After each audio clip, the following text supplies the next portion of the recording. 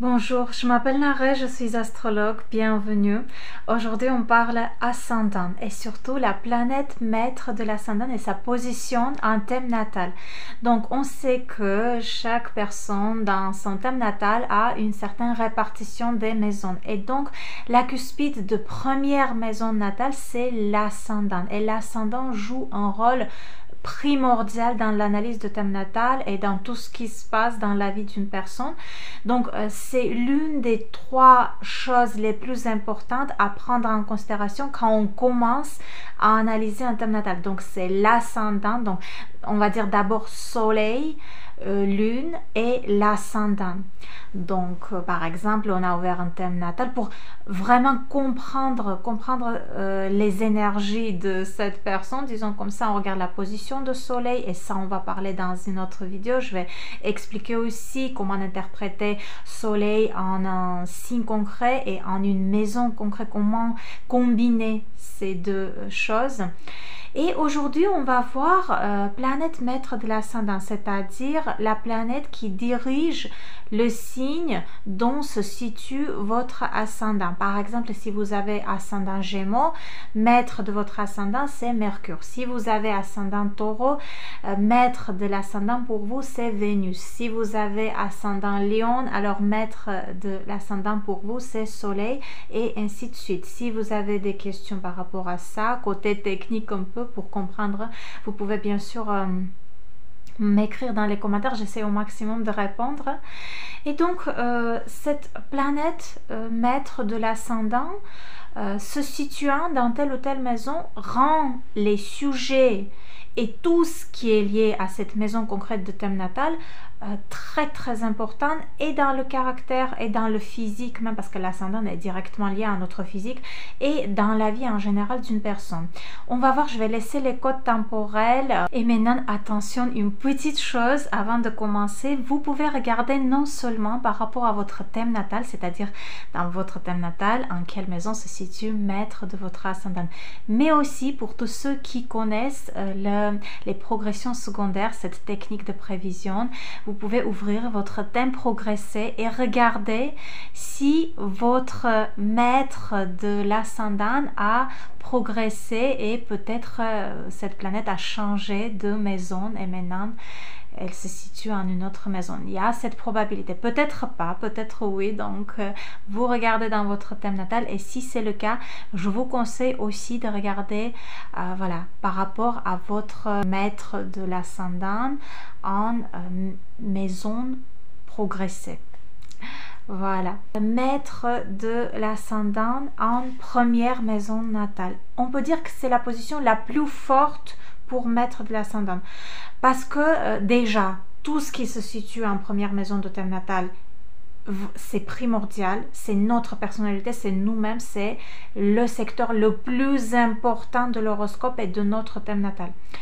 Et quand on voit maître de l'ascendant, maître, c'est-à-dire disons de première maison en première maison, c'est une forte personnalité. Tout de suite on comprend qu'on a affaire à quelqu'un, voilà, qui a un fort caractère, qui a une forte volonté, une personnalité un peu même spéciale. Ça dépend aussi de quelle est cette planète.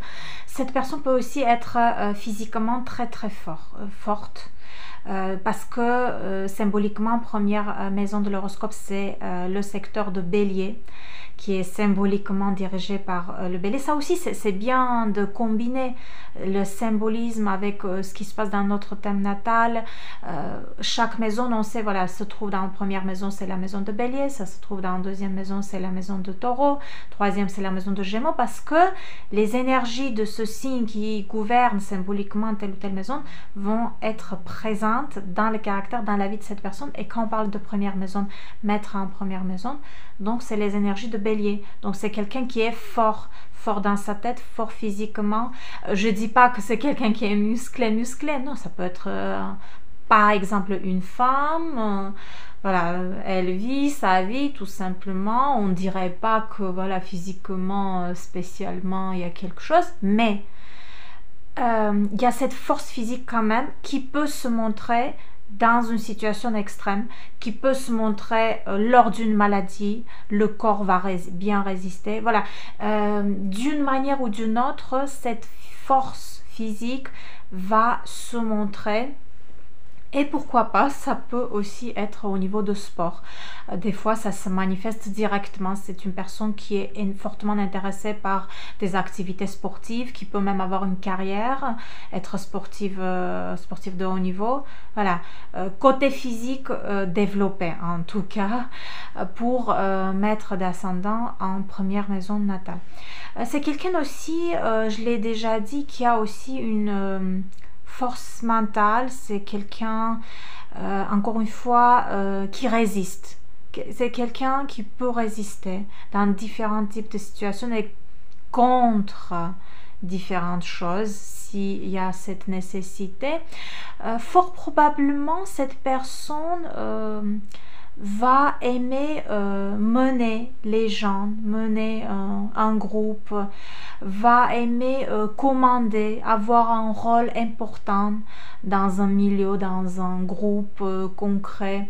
Donc, encore une fois, beaucoup dépend aussi quand même de ce qui se passe dans le reste de thème natal. On ne peut pas prendre cette seule position et dire, voilà, ça, par exemple, dans le groupe, cette personne sera le manager ou sera le directeur. Non. Mais, quand même, le fait que les autres acceptent, comprennent l'importance de votre personnalité si vous avez cette position, c'est quand même, ça joue pour vous. Et même si vous n'êtes pas manager, même si vous n'êtes pas businessman ou directeur, etc., et que vous avez un travail qui n'est pas directement lié au fait de diriger tel ou tel groupe ou entreprise, etc., quand même, d'une manière ou d'une autre, dans votre vie, le fait d'être une forte personnalité et de pouvoir gérer telle ou telle situation va se manifester différemment à chacun. Et encore une fois, beaucoup dépend de ce qui se passe dans le reste de thème natal. Mais au cours de la vie, cette personne va vouloir prouver quand même, même imposer à quelque part. Et oui, on peut... C'est pas toujours mauvais ou méchant de s'imposer, ça dépend encore une fois quelle est la situation, quel est l'endroit, pourquoi le faire. Des fois s'imposer c'est même nécessaire, si on le fait pas, voilà. Donc au cours de sa vie, avec les énergies de Bélier et maître de l'ascendant en première maison de Bélier, cette personne va vouloir s'imposer et cette personne va probablement va pouvoir le faire. Il y a cette forte probabilité, surtout avec l'âge, avec l'expérience, de devenir quelqu'un qui entre dans une salle et qui attire tout de suite l'attention, qui participe à une réunion et qu'on prend fortement en considération son avis. C'est-à-dire l'importance de sa personnalité sera probablement prouvée au cours de la vie, si ce n'est pas dès l'enfance, parce que s'il y a d'autres positions en thème natal qui confirment et qui en ajoutent de ces énergies de Bélier ou de côté un peu s'imposer, etc., ça peut même se manifester dès jeune âge. On peut le voir dans cet enfant, dans cet adolescent ou cette personne. Les énergies du Bélier. Voilà. Ensuite, maître de l'ascendant en deuxième maison natale. Encore une fois, on se dit quel est le signe qui dirige symboliquement cette deuxième maison de l'horoscope. C'est le signe de Taureau. Et donc, ascendant, maître de l'ascendant en deuxième maison, c'est comme si maître de l'ascendant à quelque part se situer en signe de Taureau, même s'il y a des différences entre quand ça se situe en deuxième maison et quand ça se situe en signe de Taureau, mais bon, il y a des choses communes et on se dit, voilà, signe de Taureau, c'est quoi? C'est la stabilité, c'est la sérénité, c'est les ressources. Tout ce qui est ressources, c'est très ressources, le signe de Taureau, c'est nos ressources à l'intérieur et à l'extérieur, ce qu'on a pu ou ce qu'on essaye de créer dans notre vie, utilisant notre corps, nos capacités et nos ressources intérieures qui sont des fois cachées. Et quand je dis cachées, oui, des fois, on peut avoir des capacités, on peut avoir des talents et ne pas en donner trop d'importance.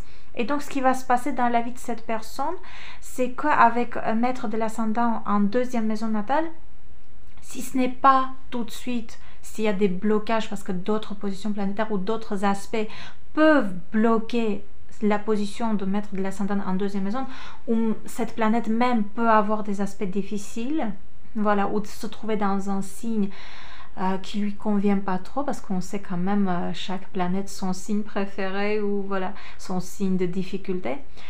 Donc quand il y a des blocages et des difficultés, on peut ne pas le voir tout de suite, ne pas tout de suite voir cette capacité et cette envie chez quelqu'un qui a cette position de voilà de donner de l'importance à ses talents, de montrer ses talents, de créer un projet depuis une capacité, depuis une ressource intérieure. Parce qu'encore une fois, deuxième maison, c'est la maison des ressources et de l'argent et de nos finances, de notre compte bancaire, disons comme ça. Mais tout ça, comment on crée, comment ça se manifeste dans notre vie, comment ça se matérialise? Parce qu'on a pu utiliser une ressource en nous-mêmes, et nos ressources en nous-mêmes, c'est notre corps, nos mains, nos jambes, c'est nos capacités, c'est encore une fois nos talents, c'est quelque chose qu'on sait faire, on en fait, on le monétise, on en crée un projet qui nous apporte de l'argent, qui devient source de revenus. Et donc, beaucoup d'énergie, beaucoup de concentration et une forte envie chez quelqu'un qui est un maître de l'ascendant en deuxième de, justement, faire quelque chose, de créer quelque chose utilisant ses ressources intérieures, créer une stabilité à tout niveau, que ce soit intérieur, que ce soit financière, atteindre un certain niveau financier, tout ce qui est argent, revenu, même des dépenses. Ça peut même être une personne qui dépense beaucoup d'argent. Ça dépend quelle est la planète, ça dépend quel est le signe dont cette planète se situe et les aspects bien sûr.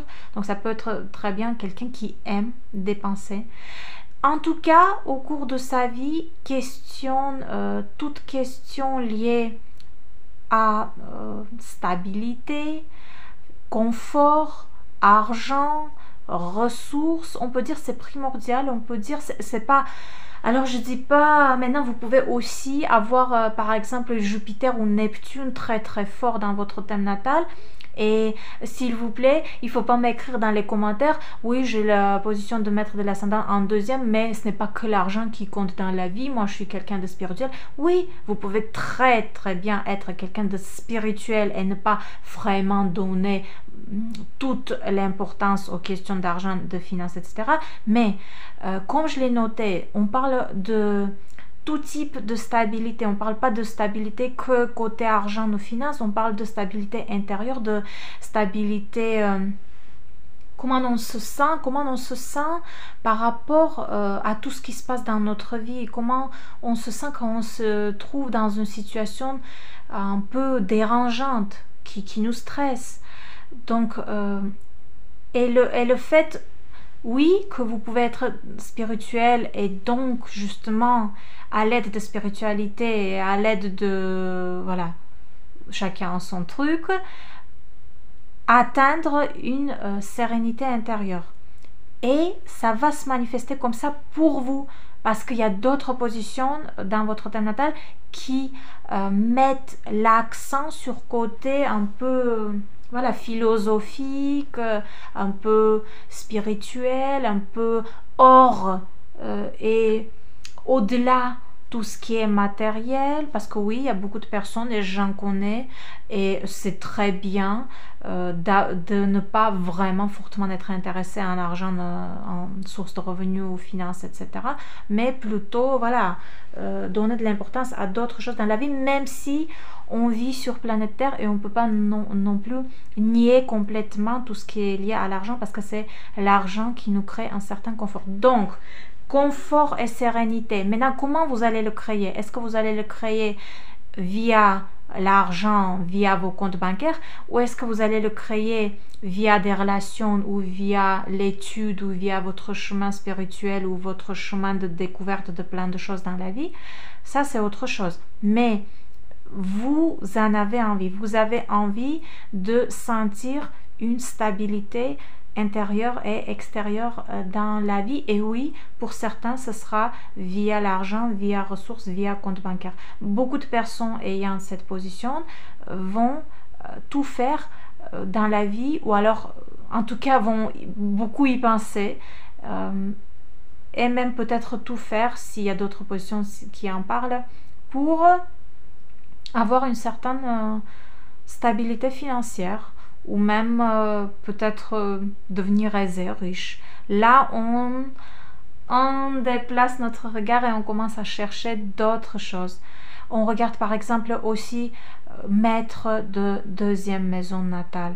Donc on a vu maître de l'ascendant en deuxième, l'importance des sujets de deuxième maison. Après on se dit ok, d'accord, deuxième maison est important dans mon thème natal. Mais qu'est-ce qui se passe avec cette maison même? On commence à chercher en quel signe se situe cette maison. Quelle est la planète maître de cette maison? Quelle est sa position? Et là, ça commence à nous apporter beaucoup plus de réponses.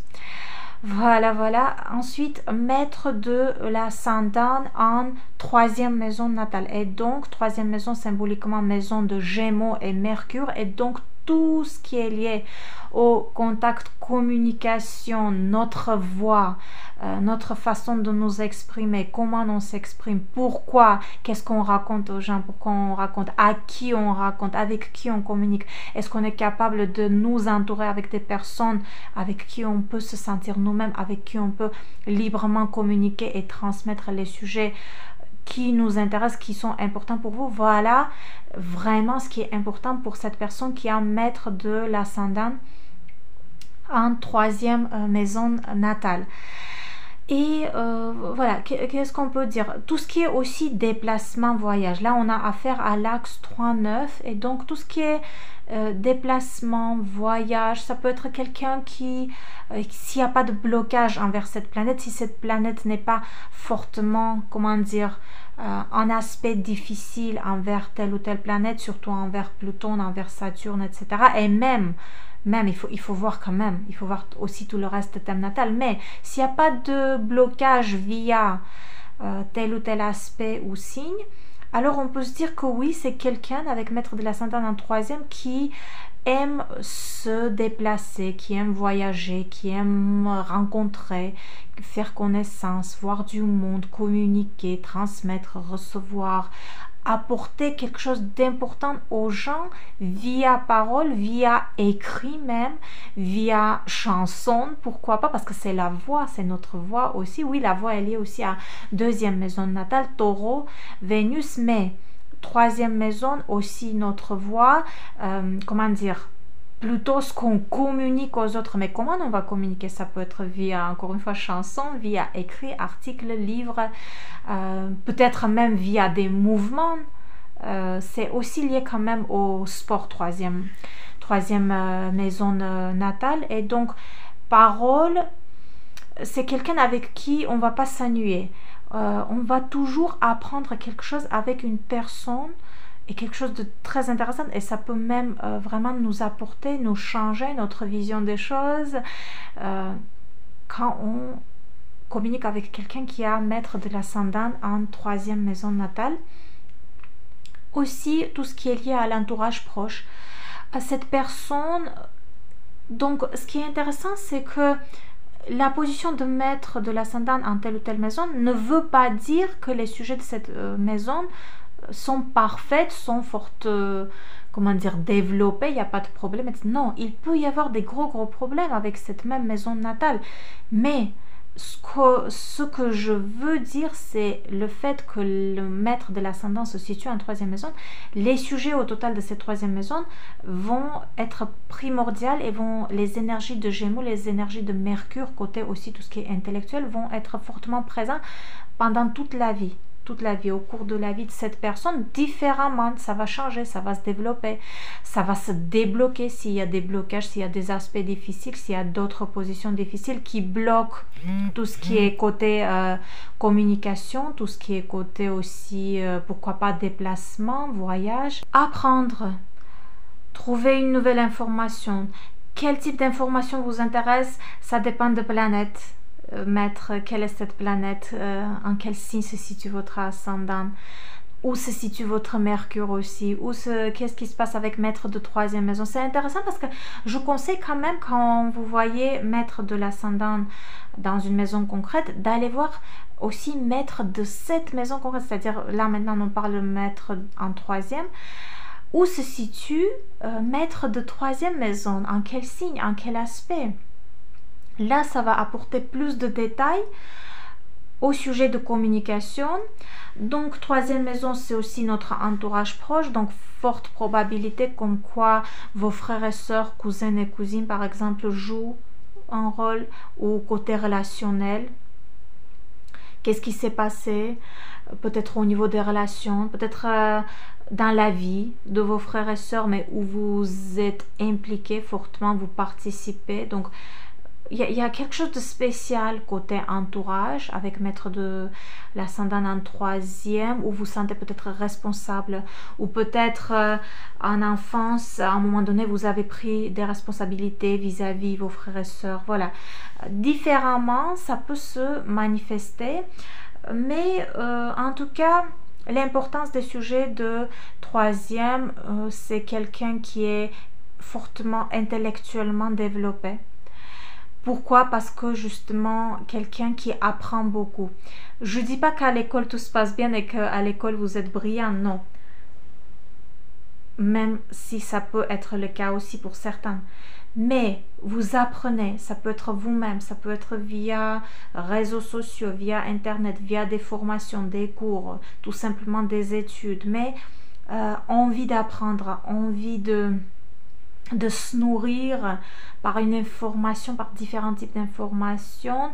Et encore une fois, quel type d'information? Là, il faut aller chercher d'autres positions, surtout Mercure, surtout maître de troisième maison, voilà, maître de neuvième maison aussi. Neuvième maison, c'est notre philosophie de vie et comment on construit notre philosophie de vie en apprenant et en vivant certaines situations dans notre vie. Voilà, vous pouvez bien sûr laisser votre avis et partager votre expérience.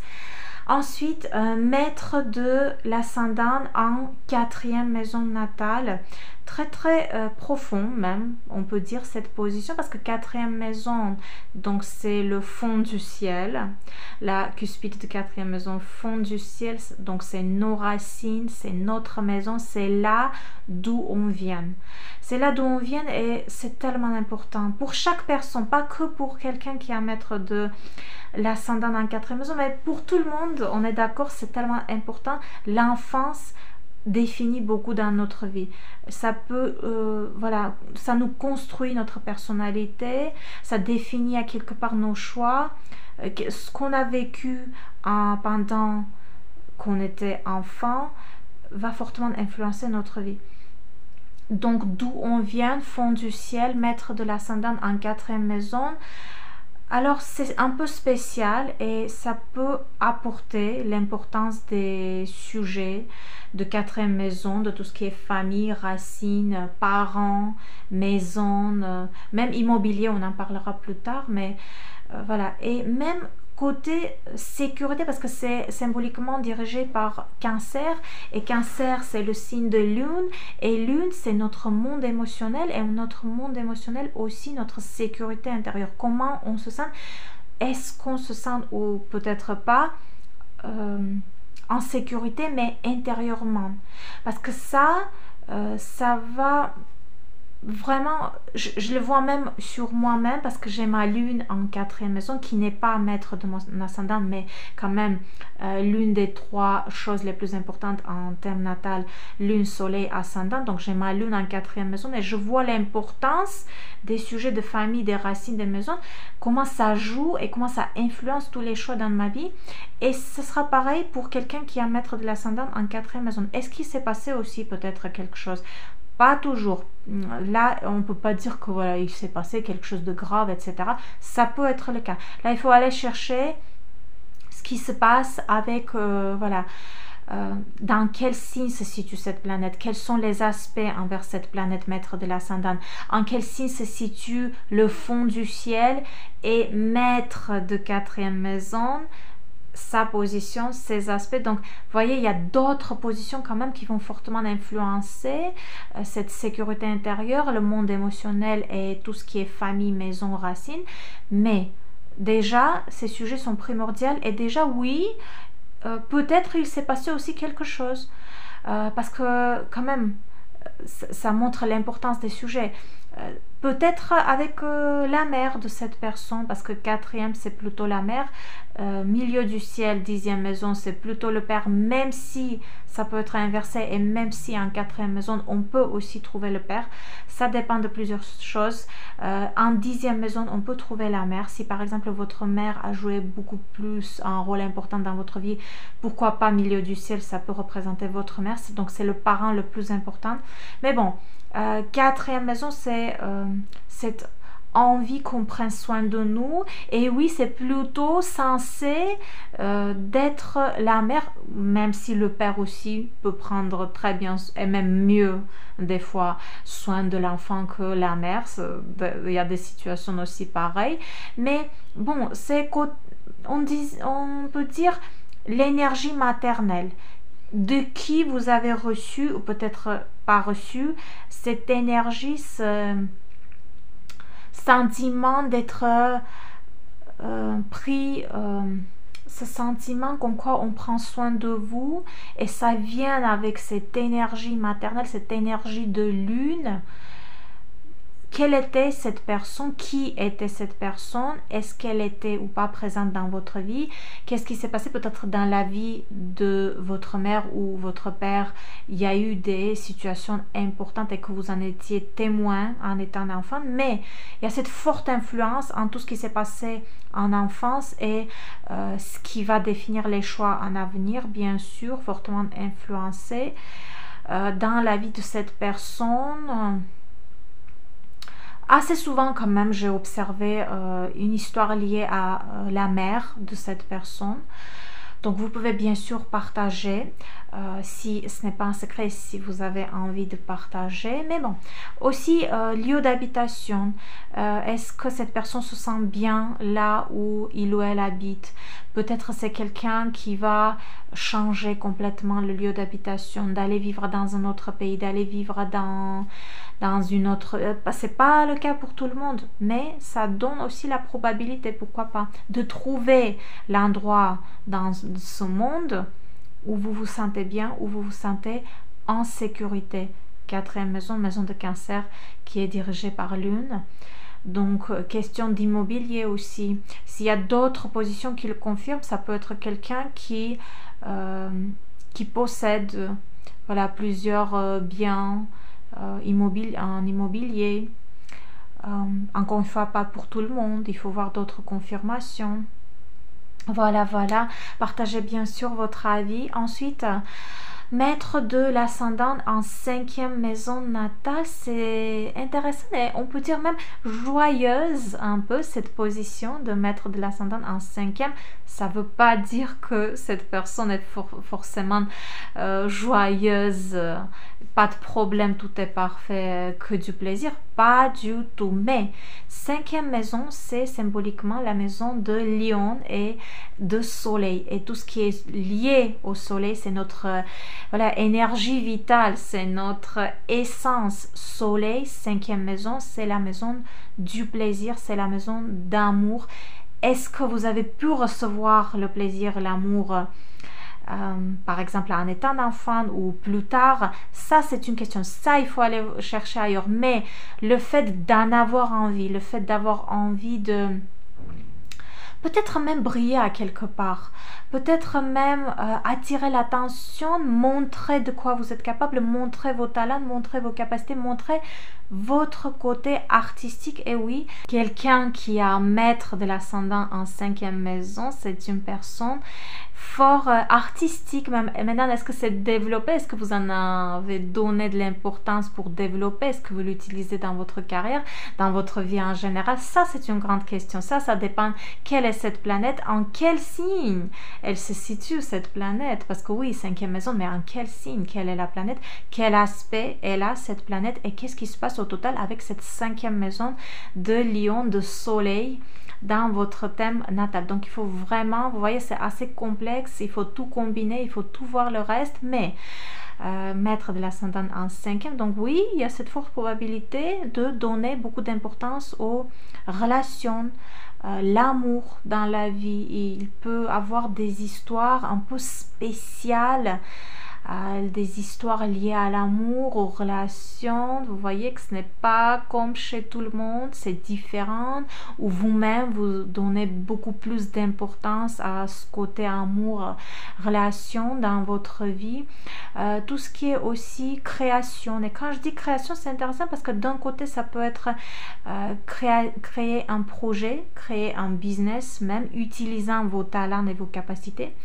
Et bien sûr, de l'autre côté, ce qui est côté l'un des plus importants de ce secteur 5e maison de l'horoscope, c'est les enfants. Donc,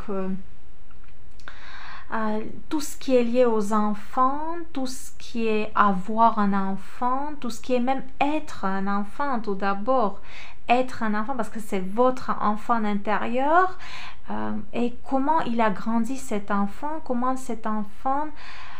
voilà, en quel milieu est-ce qu'on a assez pris soin de cet enfant? Parce que oui, là, juste avant, j'ai parlé de 4e maison de lune, c'est là où on prend soin de nous et comment nous-mêmes on prend soin des autres. Mais quand on parle de 5e maison, c'est notre soleil, et c'est aussi un peu pareil. Vous savez, soleil, c'est la joie, c'est l'enfant, et l'enfant en nous... est-ce que cet enfant, est-ce qu'on lui a donné assez d'importance? Est-ce qu'on a donné assez d'importance à vos talents, à vos capacités? Est-ce qu'on vous a dit que oui, bravo, bravo, tu sais très bien faire ça, oui, tu as fait un joli dessin, oui, tu danses super bien, tu chantes super bien? C'est là côté soin, côté enfant de 5e maison, c'est de donner l'importance à vos talents, à votre côté artistique et à votre personnalité au total. Et voilà, prendre en considération votre présence, votre soleil. Et ce qui se passe avec l'ascendant en 5e, donc les sujets des enfants, des relations d'amour et de tout ce qui est créé, un projet, un business ou autre, tout ce qui est l'art aussi, l'art. Donc c'est vraiment très très important, c'est même primordial dans votre vie, et pour chacun ça se manifeste différemment et ça dépend beaucoup des autres positions planétaires et des aspects même de cette planète maître de l'ascendant. Mais bon, oui, pourquoi pas, tout ce qui est lié aux enfants, peut-être envie d'avoir des enfants, envie de se consacrer à quelque part, ou peut-être le contraire. Parce que si cette planète a des blocages, si cette planète se situe à un signe non confortable ou un aspect difficile envers d'autres planètes, pourquoi pas les mêmes questions liées aux enfants deviennent plutôt difficiles. Oui, ça a quand même beaucoup d'importance, oui, on y pense, on y donne beaucoup d'énergie, oui, c'est même primordial, mais il y a côté difficulté, il y a côté blocage. Parce qu'il y a les aspects qui jouent, parce que ce n'est pas que une seule position de maître de l'ascendant en 5e qui va montrer que tout est parfait, tout est joyeux, tout est super bien en tout ce qui concerne les enfants, même si ça peut être le cas. Et oui, pour beaucoup de gens, ça va montrer cette importance des enfants dans la vie, peut-être l'enfant même qui grandit et même en étant adulte, voilà, vous êtes, il y a cette forte liaison, ou alors votre enfant devient quelqu'un d'important, différemment pour chacun. Donc là, il faut déplacer notre regard, aller chercher d'autres choses, aller chercher maître de cinquième maison, quelle est cette planète, quels sont les aspects. Je donne ce conseil, j'espère, j'oublie pas de le donner à chaque fois, pour chaque position, le fait que quand on voit maître de l'ascendant se situer dans telle ou telle maison, il faut aller voir aussi maître de cette maison.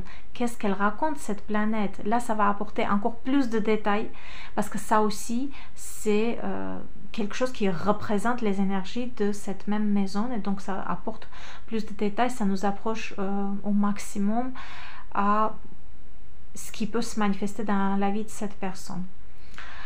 Voilà, voilà. Ensuite, maître de l'ascendant en 6e maison natale. 6e maison, je trouve en astrologie, on ne donne pas assez d'importance à cette 6e maison. Moi, personnellement, je trouve que 6e maison, c'est l'une des plus importantes, même si on ne peut pas officiellement dire, parce que quand même, on a des axes important en thème natal et on ne peut pas nier, c'est comme ça. Mais ce qu'il y a avec cette 6e maison, c'est que 6e maison, maison de Vierge, c'est maison de notre santé déjà rien que santé, c'est voilà, il faut déjà commencer à donner beaucoup d'importance. Et deuxièmement, c'est notre vie de tous les jours, et comment on vit notre vie de tous les jours, ça va définir notre vie en général, la qualité de notre vie, les choix qu'on fait, les petits pas, les choix. Donc vous voyez, c'est Vierge, Mercure, c'est les détails, c'est les parties séparées d'une chose globale, d'une chose totale. Et donc quand on fait quelque chose pas à pas, comment on le fait, ça va définir ce qu'on aura comme résultat. Et quand on parle de 6e maison, ce qu'on fait dans notre vie de quotidien, dans notre vie de tous les jours, va définir notre vie au total. Et à un moment donné, oui, on peut des fois ne pas donner. Si vous donnez de l'importance, c'est super, tant mieux.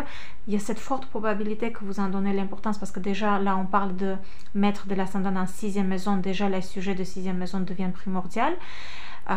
Donc super si vous donnez de l'importance. Si vous ne donnez pas, oui, à un moment donné, à un certain âge dans notre vie, on peut réaliser que pourquoi on ne l'a pas fait, pourquoi on n'a pas organisé, construit notre vie de tous les jours d'une manière où on n'aura pas de regrets en avenir, d'une manière où à un moment donné, ça nous apporte un résultat via notre santé, via un objectif qui est atteint, parce qu'en 10e maison, milieu du ciel, c'est nos objectifs.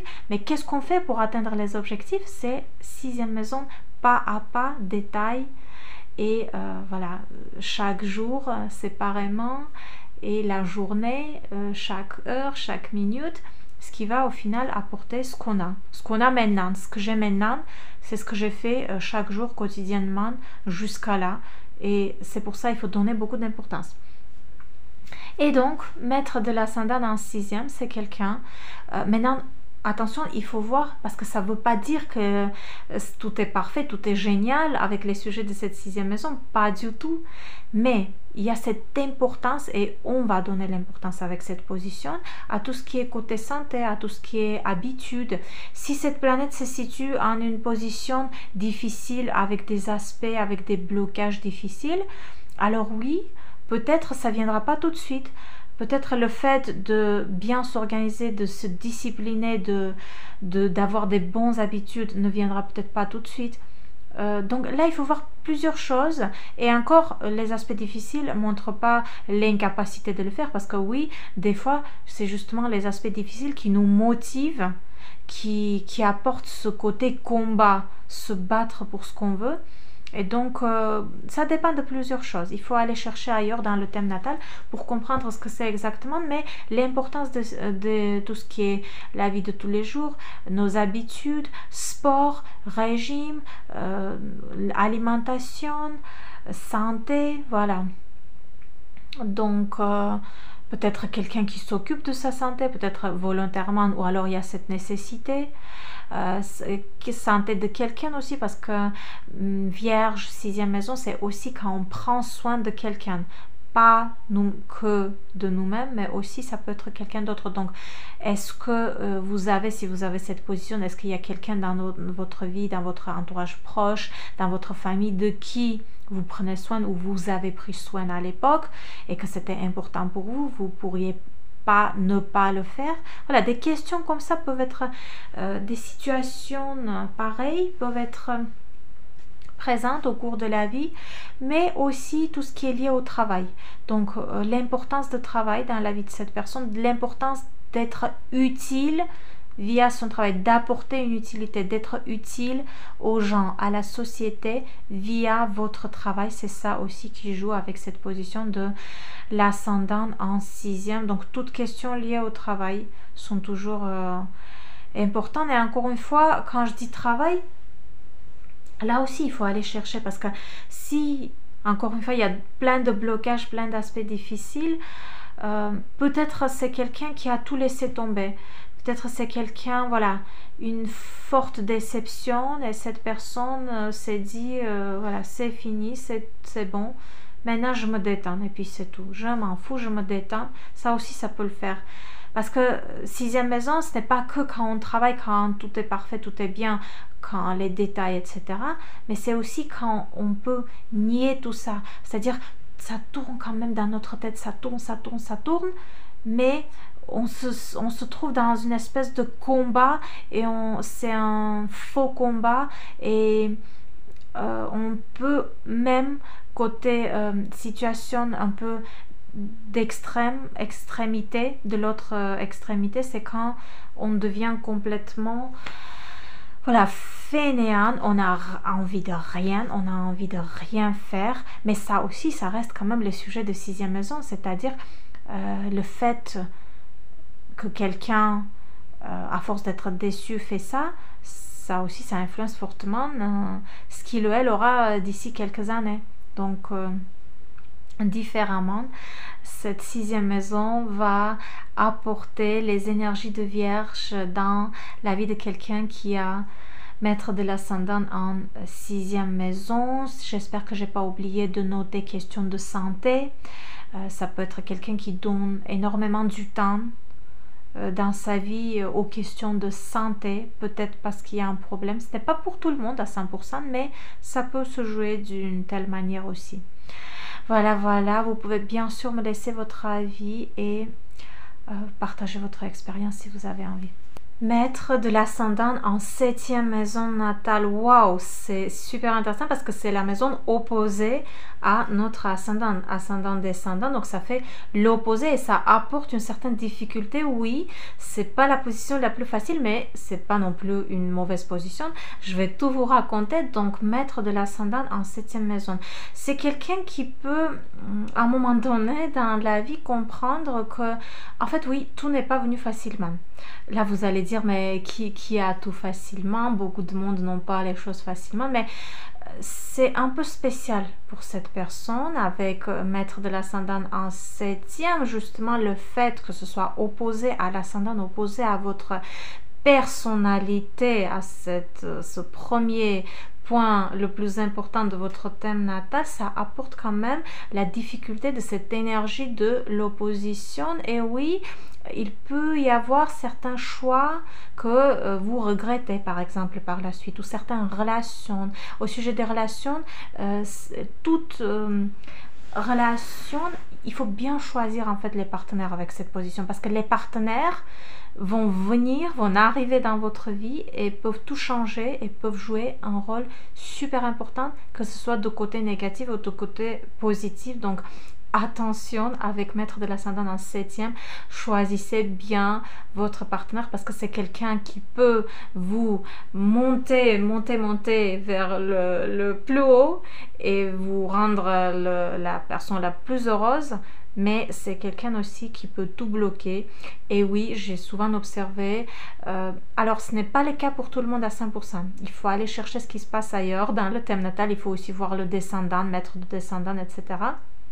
Mais assez souvent quand même, avec cette position, les personnes ont vécu des relations difficiles. Encore une fois, pas tout le monde, mais donc des relations difficiles qui ont fortement influencé le choix en avenir. C'est-à-dire, après, vraiment, le choix, c'était l'autre extrémité. C'était complètement autre chose parce que à force de vivre telle ou telle relation, à force d'avoir une expérience un peu douloureuse, et donc, oui, mais c'est quelqu'un qui a envie d'avoir un partenaire. Je dis pas qu'il n'y aura pas des périodes de solitude, des périodes où ça peut même être des longues périodes pour certains, sans partenaire, sans rien du tout, mais il y a cette envie d'avoir quelqu'un dans sa vie, d'avoir, même si ce n'est pas votre conjoint, conjointe, votre mari ou femme, mais quelqu'un sur qui on peut s'appuyer. La présence de quelqu'un qui va vous soutenir, ça c'est vraiment important. Parce que oui, j'ai rencontré aussi des personnes qui peuvent très bien longtemps vivre vraiment sans soutien, sans rien du tout, elles-mêmes, tranquillou, etc. Mais la personne qui a maître de l'ascendant en 7e a besoin d'un certain soutien de l'extérieur, de la part de quelqu'un.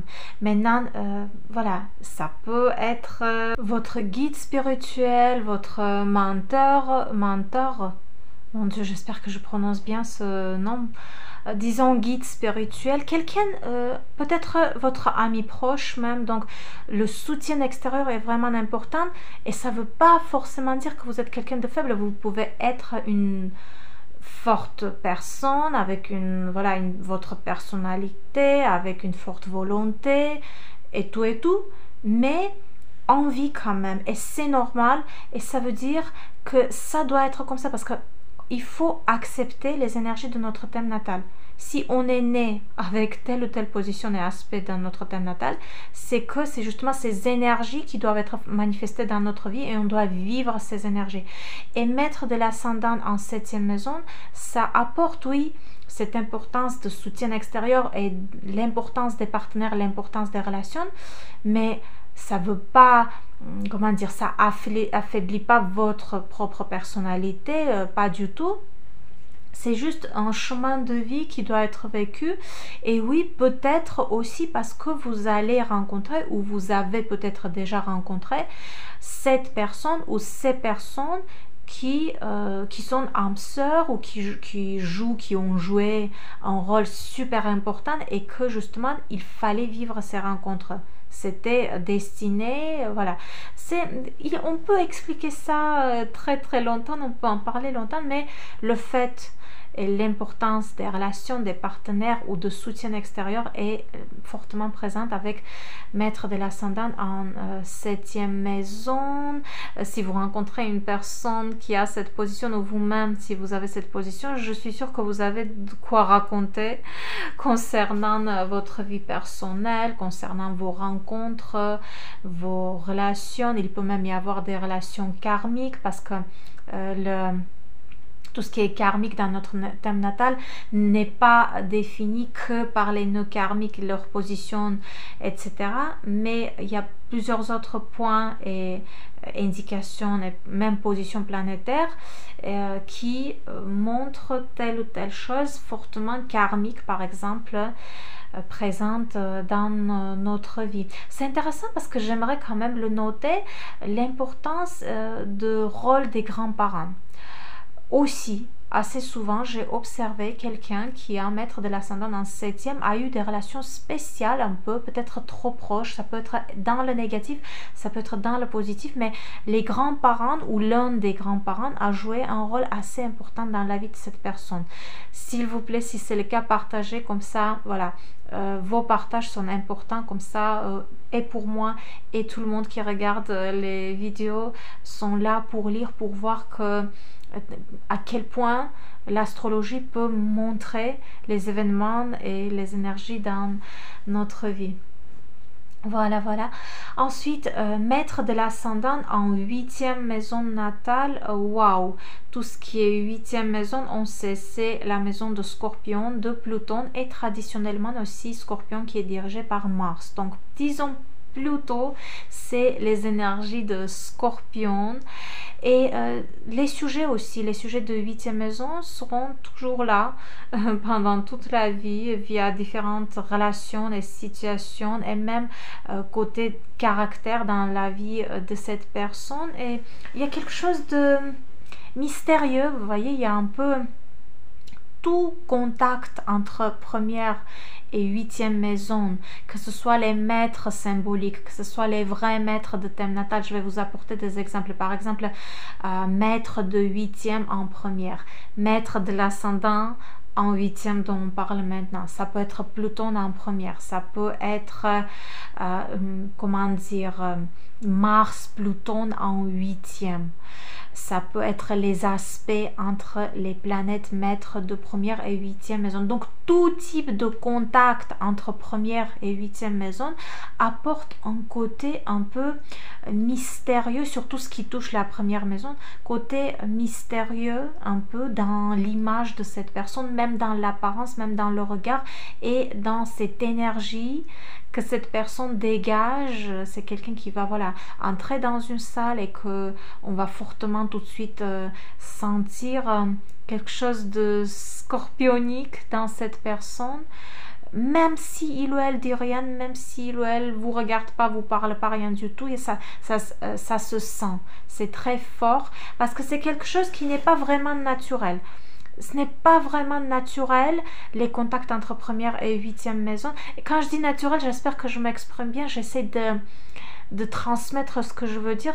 C'est-à-dire, déjà, ce n'est pas quelque chose facile à vivre. Ce n'est pas quelque chose facile à ressentir nous-mêmes. Parce que quand on a maître de l'ascendant en 8e maison, naturellement, tout ce qui est la vie, la mort, la renaissance... Voilà, tout ce qui est lié à côté sombre de la vie, tout ce qui est caché, secret, mais aussi finance, argent, on en parlera, les ressources des autres.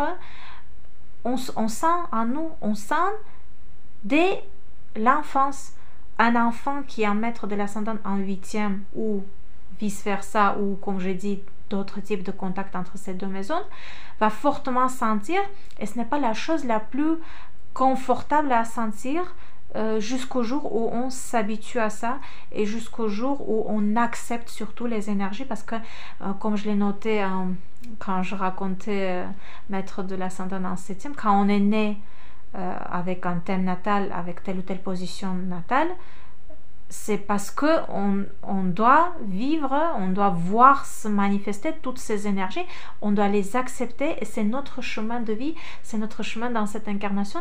Et donc oui, pourquoi pas, alors il faut accepter, les sujets de 8e maison sont toujours présents, les énergies de Scorpion, et donc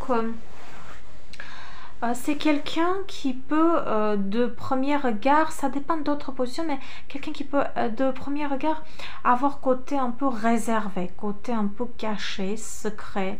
Et cette personne a réellement des secrets, c'est quelqu'un qui peut cacher des choses, c'est quelqu'un qu'on peut croire bien connaître, mais par exemple si vous vivez avec une personne qui a maître de l'ascendant en 8e, vous êtes en couple, etc., d'un coup vous pouvez découvrir quelque chose, même en étant en couple, même en étant en relation avec cette personne, il ou elle peut cacher beaucoup de choses parce que voilà, c'est comme ça, c'est l'effet de 8e maison, secret, caché, ne pas se montrer devant les gens réellement.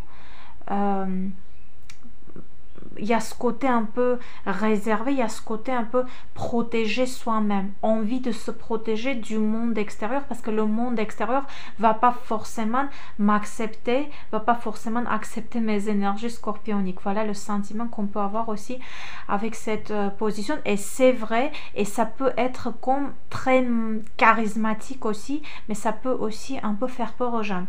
Donc ça dépend aussi des autres positions dans le thème natal, ça dépend comment vous-même vous le prenez, est-ce que vous l'avez accepté, parce qu'une personne qui accepte cette énergie peut devenir fortement charismatique, peut devenir peut avoir ce côté mystérieux qui est très attirant et qui plaît à beaucoup de gens parce que voilà, on vit notre vie, on est tranquillou, etc. Mais ça peut devenir un moment ennuyeux et on aime des fois se retrouver en compagnie d'une personne qui a des énergies de Scorpion ou qui a ce côté un peu caché, secret, parce que ça nous attire, parce que ça nous change. Et c'est pour ça, cette personne peut attirer de l'attention même en étant réservée. C'est-à-dire vous n'avez rien dit, vous n'avez rien prononcé, vous n'avez pas regardé voilà, autrement, mais vous attirez quand même l'attention, mais les gens vous regardent différemment, justement à cause aussi de cette position. Mais oui,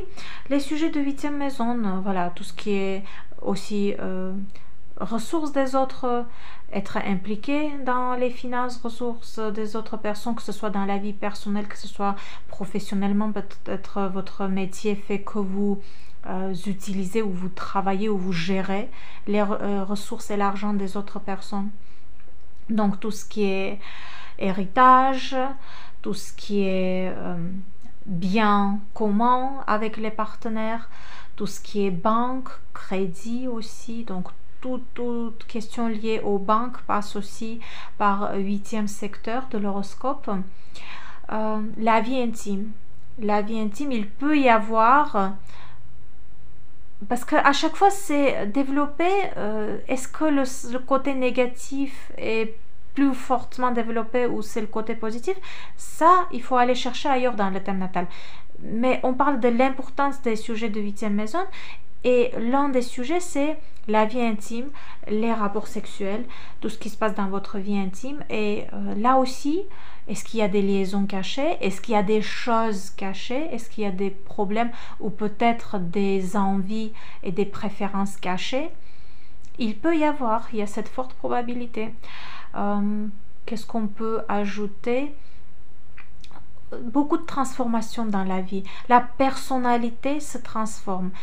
C'est-à-dire, à un moment donné dans la vie, vous pouvez tourner, regarder à l'arrière, regarder vous-même dans le passé et comprendre qu'en fait, vous êtes devenu complètement une autre personne. Complètement. C'est-à-dire deux personnes différentes. Ça c'est sûr pour quelqu'un qui a... et ça peut être... intérieurement et ça peut être extérieur, c'est-à-dire même l'apparence peut fortement changer au cours de la vie. Voilà. Qu'est-ce qu'on peut ajouter? Beaucoup dépend aussi quelle est cette planète, en quel signe se situe l'ascendant, quelle est planète même maître de l'ascendant. Ça va apporter encore plus de détails. Et puis le conseil que je donne pratiquement à chaque fois aussi dans ce podcast, c'est regarder aussi, parce que quand on voit maître de l'ascendant en telle ou telle maison, il faut voir aussi ce qui se passe avec cette maison même, maître de cette maison. Donc là, maître de 8e maison, regardez, est-ce qu'il y a d'autres planètes en 8e maison? Quelle est la position de maître de 8e maison? Ça va apporter plus de détails et ça va plus vous approcher à ce qui va se manifester réellement dans la vie de cette personne. Voilà, vous pouvez bien sûr partager votre avis, votre expérience.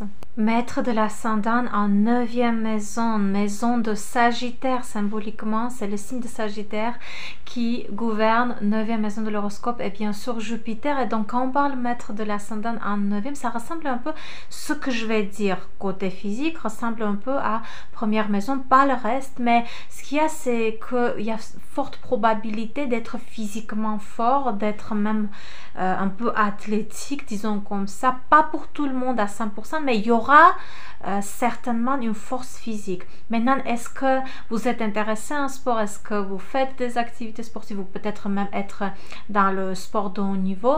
Ça, il faut aller chercher ailleurs dans le thème natal. Mais force physique, il y a cette présence d'être fort physiquement, à avoir des jambes solides. Mon Dieu, je m'exprime un peu d'une manière bizarre, désolée, c'est mon vocabulaire. Donc Partagez s'il vous plaît si c'est votre cas, si vous êtes fort physiquement ou même peut-être vous êtes intéressé, même peut-être vous êtes dans le sport.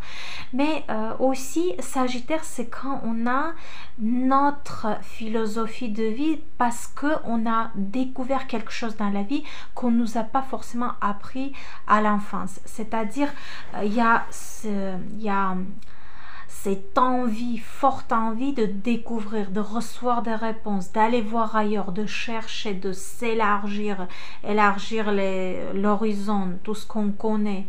Donc apprentissage, études, tout ça, c'est très très important. Et ça ne veut pas toujours dire d'avoir, voilà, des diplômes, etc., même si ça peut être le cas aussi, mais c'est plutôt soif d'informations, soif de découvrir, de recevoir des réponses, parce que 9e maison, c'est vraiment, on est venu avec, quand on a 9e maison d'une manière ou d'une autre accentuée dans notre thème natal, on va pas s'arrêter dans la vie, on va toujours continuer notre chemin de découverte et on va vouloir en savoir encore plus et on va construire notre philosophie de vie et ce ne sera pas la même qu'on nous a appris. C'est pour ça il y a cette probabilité aussi un peu intellectuellement pour certains de s'éloigner de sa famille, pas s'éloigner, pas forcément avoir des relations négatives, mais parce que ça, il faut aller chercher, voir ce qui se passe avec 4e maison, fond du ciel, 3e maison de notre entourage proche. Mais probablement, quand vous allez découvrir des choses qu'on ne vous a pas appris et que, voilà, est-ce que ça sera accepté par vos proches, par votre famille, par les traditions dont vous êtes grandi, ça c'est une grande question.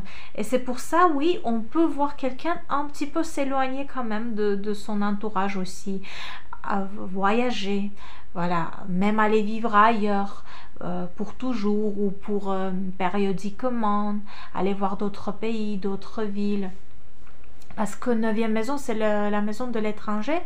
Et ce n'est pas que, voilà, vous voyagez tout le temps. Non, parce qu'encore une fois, on ne peut pas prendre une seule position et dire que c'est comme ça et puis c'est tout. Mais ce qu'il y a avec la maître de l'ascendant en telle ou telle maison, c'est que ça apporte l'importance des sujets de cette maison concrète. Et donc, ça apporte l'importance et ça rend primordial tout ce qui est lié en 9e maison parce que maître de votre ascendant, point le plus important de thème natal, c'est l'une des 3 choses, comme j'ai noté au début, les plus importantes. Donc, quand on voit cette liaison avec 9e maison, on se dit, voilà, les sujets de 9e maison importants, les énergies de Sagittaire, Jupiter présentes dans la vie de cette personne, c'est quelqu'un qui est aussi optimiste, qui peut se trouver dans une période de crise, qui peut traverser des moments extrêmement difficiles dans la vie, mais rester optimiste et croire que ça va bien se passer, que je vais m'en sortir, je vais pouvoir trouver une solution. Il y a ce côté Sagittaire, chance, croire que par chance, vous allez vous en sortir ou vous aurez ce dont vous avez envie. Vous pouvez aussi y travailler dur pour, voilà, pour atteindre tel ou tel objectif, mais côté un peu croire comme quoi les flux de l'univers sont de vos côtés, voilà, la chance est de votre côté, ça peut être présent aussi, un peu l'esprit de l'aventurier, mais à quel point vous êtes prêt de vraiment aller vers l'aventure, et surtout si c'est un peu risqué, ça il faut encore une fois voir les autres aspects, les autres positions planétaires, mais envie de... Parce que l'aventure aussi, chacun a sa vision de l'aventure. Pour quelqu'un, l'aventure, c'est d'aller dans un bar, voir la fille qui l'intéresse et pouvoir s'approcher. Ça, c'est déjà une petite aventure, disons comme ça, ou peut-être même une grande aventure. Parce que si c'est une personne timide ou plutôt préservée. Pour quelqu'un, l'aventure, c'est voilà, prendre sa valise et aller dans une île, voilà, pour découvrir ce qu'il y a là-bas. Donc chacun sa vision des aventures, mais le sentiment d'être dans des aventures souvent, ça peut être présent. à quel point c'est vraiment aventure pour quelqu'un qui observe, ça c'est une question. Mais vous, un sentiment comme votre vie c'est un grand voyage et une aventure et que envie de tout le temps de découvrir, de voir d'autres cultures. Il y a aussi la probabilité de se mettre en couple avec une personne qui représente une autre culture, avec quelqu'un qui vient de l'étranger ou rencontrer quelqu'un à l'étranger aussi. Beaucoup dépend de quelle est cette planète, en quel signe se situe votre ascendant. D'ailleurs, j'ai déjà une vidéo où je raconte aussi les signes sur l'ascendant. Je vais laisser dans la description si ça vous intéresse, si vous ne l'avez pas vu encore, parce que beaucoup dépend quel est le signe de l'ascendant, quelle est la planète exactement, en quel signe se situe cette planète, en quel aspect, parce qu'il peut y avoir des blocages aussi, il peut y avoir des difficultés. Les mêmes sujets dont on vient de parler, il peut y avoir voilà, des obstacles, des difficultés, à force d'avoir des aspects difficiles ou un signe dont cette planète ne se sent pas super bien, parce qu'on sait que chaque planète a des signes où elle est un peu en difficulté. Donc plusieurs choses influencent cette position, mais n'empêche que tout ce qui est lié en 9e maison et aux énergies de Sagittaire, ça c'est voilà, on va pas aussi s'ennuyer avec cette personne. En présence de cette personne, difficile de s'ennuyer parce que c'est quelqu'un qui comme il ou elle a découvert beaucoup de choses, donc cette personne a beaucoup à raconter, a beaucoup à transmettre, donc on a envie d'écouter, on a envie de voyager via les histoires que cette personne nous raconte, donc envie de se trouver en compagnie de quelqu'un aussi qui a maître de l'ascendant en 9e, parce que c'est probablement quelqu'un qui sait communiquer et probablement quelqu'un qui a de quoi vous raconter pour pas vous ennuyer, parce que il ou elle a vécu pas mal de choses, pas mal d'aventures. Voilà, donc vous pouvez bien sûr partager votre avis, votre expérience si vous avez envie.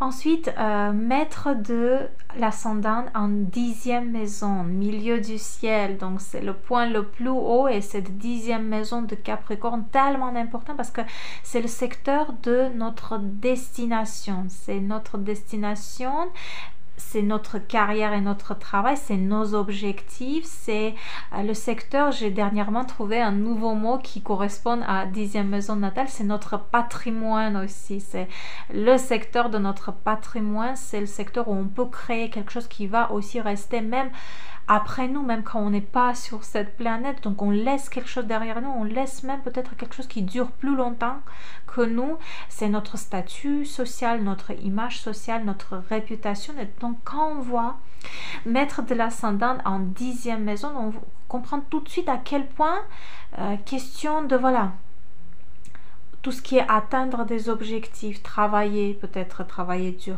trouver sa destination, laisser quelque chose, créer quelque chose. Vous voyez, en 10e maison, quand on fait quelque chose ou quand on crée quelque chose, tout le monde va voir. Tout le monde, c'est sous les yeux, disons comme ça, des gens. On ne peut pas cacher. En 4e maison, on est chez nous, c'est notre cocon, c'est notre petit coin de sécurité, et en 10e maison, on sort, on est devant les gens, on est devant le monde, tout le monde nous voit, tout le monde nous observe, les gens voient ce qu'on fait, ce qu'on dit, ce qu'on parle, etc. Et donc, c'est pour ça aussi, c'est le secteur de notre réputation, parce que tout ce qu'on fait, on ne peut pas cacher, et ça va directement influencer notre réputation. Et donc, oui, question de réputation, de statut social, de notre image sociale, quelle image on laisse devant les autres, qu'on donne, pardon. Peut-être aussi construire la carrière, mais bon, tout le côté travail-carrière, on peut pas donner là des définitions à 100%, dire que c'est comme ça, parce que ça dépend de plusieurs autres indications. Tout ce qui est travail, argent, il y a ce lien direct quand même entre travail, argent, source de revenus. Il faut voir ailleurs dans le thème natal, il faut aller chercher ailleurs aussi pour confirmer. Mais le fait d'avoir maître de l'ascendant en 10e maison, on sait que oui, c'est quelqu'un qui va chercher, qui va trouver sa vraie destination. Est-ce que cette destination est en liaison directe avec votre travail que vous avez actuellement, dont vous avez envie peut-être? Ça, c'est une question, parce que des fois, ce n'est pas à 100% toujours que la destination soit en liaison directe avec notre travail, ce qu'on fait pour gagner notre vie. Non, des fois, c'est des choses différentes. Oui, souvent, ça peut être lié. Souvent, ce qu'on fait comme travail, ce qu'on crée pendant notre travail, ça peut être aussi considéré comme à quelque part aussi notre destination. On est destiné à faire ce travail, à créer ce produit, voilà, à influencer d'une manière ou d'une autre via notre activité professionnelle sur la société. Oui, ça peut être lié, mais pas toujours, non. Voilà, c'est quelqu'un aussi qui veut avoir une certaine image, créer un certain statut dans la société. Avec les énergies de Capricorne, cette personne sait voilà, se définir des objectifs et rester fidèle et y aller, faire tout. Peut-être ça viendra pas facilement, mais avec encore une fois l'influence de Capricorne, de Saturne, c'est quelqu'un qui sait patienter, c'est quelqu'un qui sait même des fois lentement, mais continuer le chemin et atteindre tel ou tel objectif dans la vie. C'est intéressant parce qu'avec cette position, il y a aussi cette probabilité comme quoi votre père ou peut-être même votre mère ou une autre personne qui représente une certaine autorité, surtout quand vous étiez enfant et qui a participé peut-être dans votre éducation. Donc, parce que 10e maison, c'est les personnes aussi qui ont participé à notre éducation, qui ont été là, présentes pendant notre enfance et qui représentent des autorités pour nous quand on était enfant. Donc, au-dessus un peu, donc c'est pour ça c'est la maison de père ou de mère, si la mère a joué un rôle plus important dans votre vie. Donc, ou quelqu'un d'autre, encore une fois, de votre famille qui représentait cette personne un peu autoritaire, a joué un rôle, et sa présence, qu'est-ce que ça vous a apporté d'une manière négative même, ou d'une manière positive, mais il y a eu probablement ce quelqu'un qui vous a marqué et cette histoire liée à cette personne. Parce que oui, 10e maison, là on a affaire à l'axe 4, 10, donc 4, notre famille, mais c'est plutôt ce côté des énergies de lune, des énergies maternelles, des énergies où on a pris soin de nous ou peut-être on n'a pas pris soin de nous. Et 10e maison, c'est plutôt côté parent, côté autorité. Qui c'est qui représente une autorité, qui c'est qui a représenté autorité pour vous quand vous étiez petit, et l'histoire liée à cette personne, il doit y avoir peut-être une histoire spéciale liée à quelqu'un qui a représenté autorité pour vous quand vous étiez petit. S'il vous plaît, si ce n'est pas un secret, vous pouvez partager si vous avez envie, bien sûr, et au total partager votre avis par rapport à cette interprétation. Maître de l'ascendant en 11e maison, cette 11e maison symboliquement dirigée par le signe de Vierge et par Uranus qui est différent. On sait Uranus, c'est pensée avancée, c'est une planète, voilà, c'est ce côté original à nous, indépendance, envie de liberté, envie d'être différent et surtout envie d'apporter un changement dans ce monde, dans cette société. Ça, on va en parler plus en détail plus tard, mais je vais commencer par ce côté avec cette position où vous pouvez, il y a cette probabilité que vous avez quelque chose de différent dans votre apparence, quelque chose, voilà, est-ce que c'est les vêtements, est-ce que c'est votre style, est-ce que c'est au niveau physique, quelque chose qui peut attirer l'attention et quelque chose où on voit et on se dit voilà, c'est un peu différent, c'est pas comme chez les autres. C'est pareil quand on a Uranus en première maison, c'est pareil quand on a ascendant Verseau aussi, et tout type de liaison entre maître de l'ascendant et Uranus, et entre maître de l'ascendant et maître de 11e maison. Voilà, tout contact des maisons 1 et 11 et de leurs planètes voilà, symboliquement et en thème natal, montre que quelque chose peut être différent dans l'apparence ou alors dans votre comportement peut-être façon de marcher, de parler, les gestes. Il y a quelque chose qui attire, il y a quelque chose qui change, ce n'est pas comme les autres et probablement ça vous plaît, ça vous convient. Peut-être pas quand vous étiez enfant, mais avec l'âge, vous l'avez accepté et ça vous convient très très bien. Et donc, à chaque fois quand vous arrivez dans un groupe, dans un milieu, dans un cercle, il y a les énergies Uranus qui viennent avec vous, il y a les énergies de tout ce qui est innovation, tout ce que n'a pas été connu avant, tout ce qui apporte un changement, ça arrive avec vous. N'importe quel groupe, ça peut être même l'entreprise où vous travaillez, ça peut être les amis, dans voilà, cercle des amis, ça peut être tel ou tel groupe où vous êtes impliqué. Maintenant, chacun ses intérêts, chacun ses, voilà, ses préférences, chacun ses causes. Et donc, en tout type de groupe, d'endroits, de structures, d'organisations, etc., où vous entrez, vous apportez ce côté innovation et vous apportez un changement et vous avez envie de travailler sur ce qui ne va pas, de changer ce qui ne va pas et probablement vous arrivez à le faire et probablement quand vous, par exemple, quittez un groupe, ce n'est plus pareil. Les gens se rappellent de vous comme quelqu'un qui a apporté un changement, comme quelqu'un qui a joué un rôle important. Ça vraiment, ça peut être je crois que je l'ai déjà dit, ça peut être dans votre entreprise aussi, par exemple, côté professionnel, mais vous voyez pas les choses comme les gens, vous voyez les choses différemment et vous êtes probablement intellectuellement très très développé, vous vous intéressez probablement aux choses voilà, que tout le monde ne s'intéresse pas, c'est un peu différent.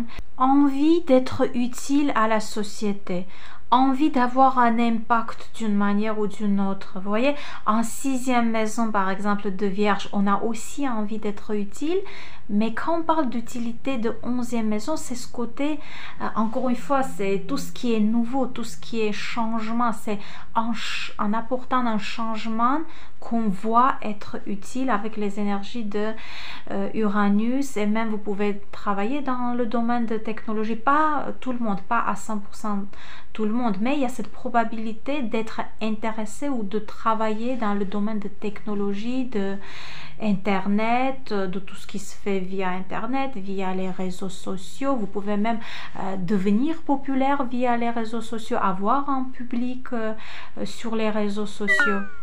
Les amis aussi peuvent jouer un rôle important dans votre vie. Par contre, tout n'est pas parfait. On ne peut pas prendre maître de l'ascendant qui se situe en telle ou telle maison et dire que voilà, tout est génial avec les sujets de cette maison parce que maître de l'ascendant se situe là-bas. Non. Ça peut donner l'importance des sujets de cette maison concrète, mais ça ne veut pas dire que tout va bien. Et donc là, quand je parle de l'importance de vos amis dans votre vie, maintenant, comment ça se manifeste?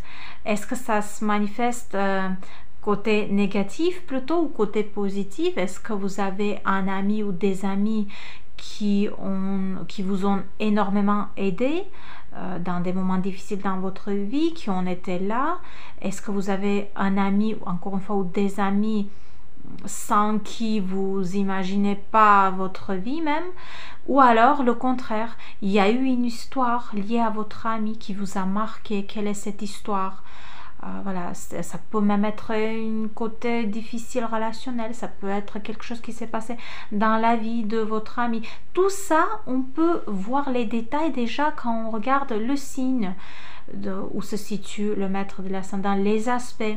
Aussi, le conseil que je donne à chaque fois, c'est de regarder quand on voit maître de l'ascendant se situer dans une maison concrète, il faut regarder aussi cette maison même. Est-ce qu'il y a d'autres planètes dans cette maison? En quel signe se situe votre 11e maison?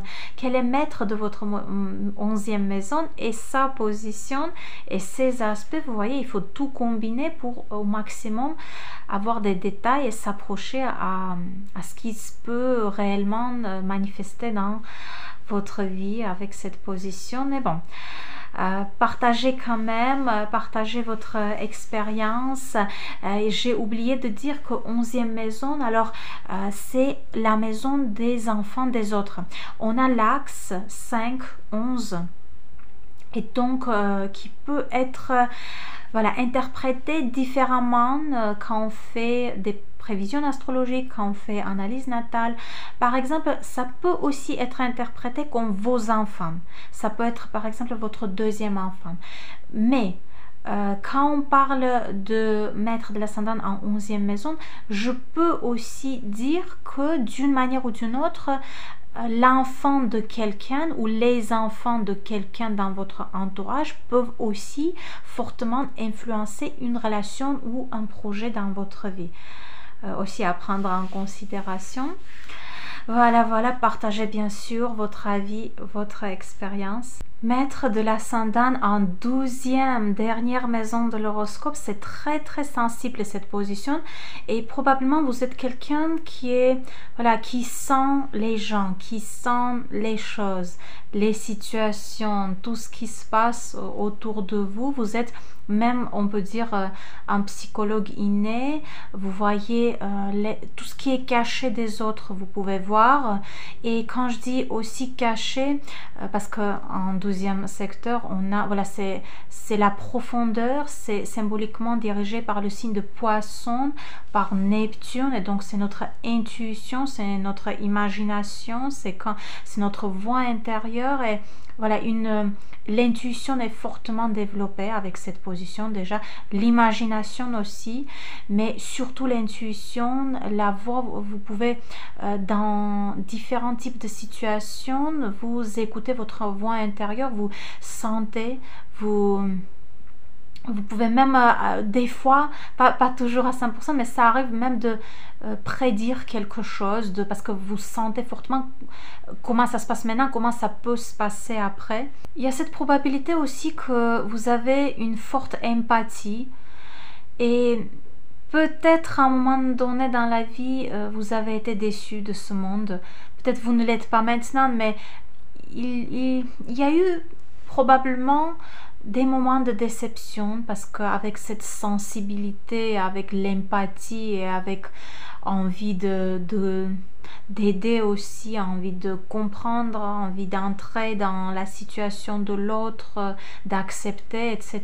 Mais on sait que le monde n'est pas parfait et il pourrait y avoir des moments de forte déception, des moments comme quoi on a utilisé cette empathie que vous avez. Parlant de tout ce qui est caché secret, oui, cette personne peut avoir des secrets, beaucoup de choses cachées, où il se passe des choses mystérieuses dans la vie de cette personne. Un peu, vous voyez, c'est les énergies de Poisson qui sont tout le temps présentes au cours de la vie, des situations un peu inexplicables directement. Il faut aller chercher les réponses ailleurs. Et vous voyez, j'ai dit réponse, il y a autre chose qui m'est venu dans la tête aussi, c'est quelqu'un qui se pose des questions dès l'enfance, des questions profondes, des questions sur la vie, la mort, l'existence, etc. Et les réponses viennent plus tard avec les découvertes, avec les recherches, avec les voyages. Oui, c'est quelqu'un aussi qui peut voyager, aller voir des villes qui se trouvent loin, des pays, des personnes, et c'est pendant les voyages, pendant ces déplacements que cette personne, voilà, il y a une espèce d'éclairage qui arrive, les réponses qui arrivent, ou alors des rencontres avec des gens qui connaissent certaines choses, qui vous apportent des réponses. Mais bon, chercher des réponses, c'est quelque chose qui est tout le temps, au cours de la vie, parce qu'il y a la soif de comprendre l'existence, de comprendre l'être humain, de comprendre pourquoi on est venu dans ce monde. Et ouais, comme j'ai déjà dit, l'imagination est forte aussi, et l'imagination peut être utilisée dans l'activité professionnelle. Donc c'est quelqu'un qui peut, par exemple, pas toujours à 100%, parce que quand on parle quand même de profession, il faut voir plusieurs autres choses. Il faut voir le milieu du ciel, il faut voir la deuxième maison des ressources, de l'argent, de sixième maison aussi, conditions de travail. Mais bon, ça peut que cette personne travaille avec la caméra, par exemple, ou alors créer quelque chose dans l'art, parce que oui, l'art c'est Vénus, mais Neptune c'est l'octave supérieure de Vénus, et Neptune dirige symboliquement 12e maison de l'horoscope. Donc oui, créer, imaginer, ça, il y a cette probabilité pour votre activité professionnelle, mais aussi quand même avoir affaire avec tout ce qui est fermé, tout ce qui est secret. Donc on sait, 12e maison, ce sont aussi les établissements fermés, les cliniques, les hôpitaux, les laboratoires, les prisons, même tout type d'établissement où c'est fermé, l'accès n'est pas ouvert à tout le monde, où il peut y avoir du matériel secret. Donc pourquoi pas aussi. Mais bon, encore une fois, la profession, il faut aller chercher ailleurs, il faut voir ce qui se passe dans le reste de thème natal. C'est intéressant parce qu'avec cette position aussi, on peut aimer le monde, mais de temps en temps avoir besoin de s'éloigner, de s'isoler et de se recharger, parce que si on le fait pas, voilà, on se sent épuisé. Ce n'est pas absolument que mettre de l'ascendant en 12e, on veut tout le temps être seul. Non, on peut très bien être quelqu'un de sociable, voilà, à force d'autres positions planétaires. Mais on peut aussi ne pas être sociable, parce que d'autres positions planétaires confirment cette position de 12e maison. Mais ce n'est pas le cas. Là, à quel point cette personne sort, communique, etc., ça dépend de beaucoup d'autres indicateurs. Mais le fait qu'il ou elle aura besoin de se recharger, d'avoir des moments de solitude, de s'isoler, de tranquillité totale, ça c'est sûr. Le sommeil aussi peut être important, donc je conseille de tout faire pour au maximum avoir un sommeil de qualité, parce que c'est aussi important. C'est 12e maison, c'est aussi la maison de sommeil, et donc ça apporte cette importance d'un sommeil de qualité. Vous pouvez bien sûr partager votre avis, partager votre expérience si vous avez envie. Et moi, je vais m'en arrêter là pour aujourd'hui. Comme d'habitude, j'attends l'avis de tout le monde. Je laisse mes liens dans la description, dans les commentaires. Prenez tous soin de vous, et je vous dis à très bientôt.